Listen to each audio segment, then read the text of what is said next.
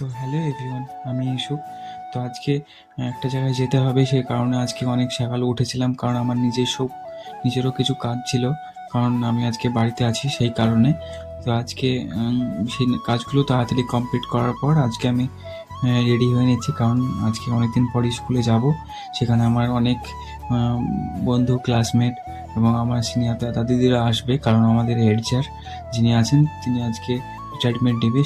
সেই জন্য আজকে একটা স্কুলে একটা ছোট্ট একটা প্রোগ্রাম টাইপ করা হবে, এরকম একটা জানি। তো যাই হোক, তো আজকে সেখানে যাব বলে প্ল্যান করেছি আমার। তো আজকে আমি সেই কারণে একটু রেডি হয়ে নিচ্ছি, কারণ অনেকদিন পর যাচ্ছি বলে কথা, সেই কারণে আজকে ভালোভাবে একটু ফিটফাট হয়ে যাচ্ছি, যেহেতু অনেকদিন যায়নি।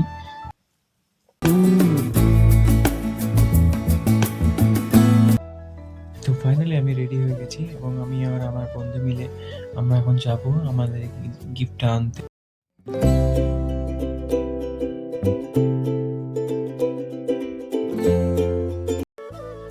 করোনা টাইম ছিল, সেই কারণে আমাদের ফেয়ারওয়েল হয়েছিল না, সেই কারণে আমরা স্যারকে কোনো গিফটও কিছু দিতে পেরেছিলাম না।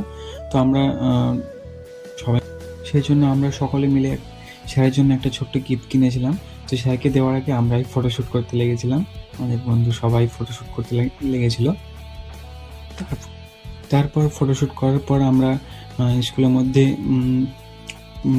ঢুকছিলাম। তো স্কুলে ঢোকার সময় একটা আলাদা মুহূর্ত। স্যার একজন খুব ভালো মানুষ ছিলেন এবং আমাদেরকেও খুব ভালোবাসতেন।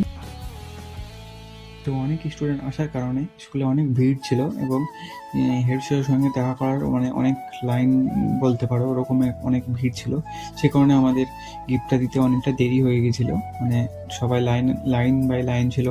তো আমরা শেষমেশ স্যারের সঙ্গে দেখা করলাম এবং স্যারকে আমাদের ছোট্ট একটা গিফটটা সেটাও স্যারকে দিলাম। তো স্কুলে ঢোকার পর আমরা স্কুলটাকে ভালোভাবে ঘুরে দেখছিলাম।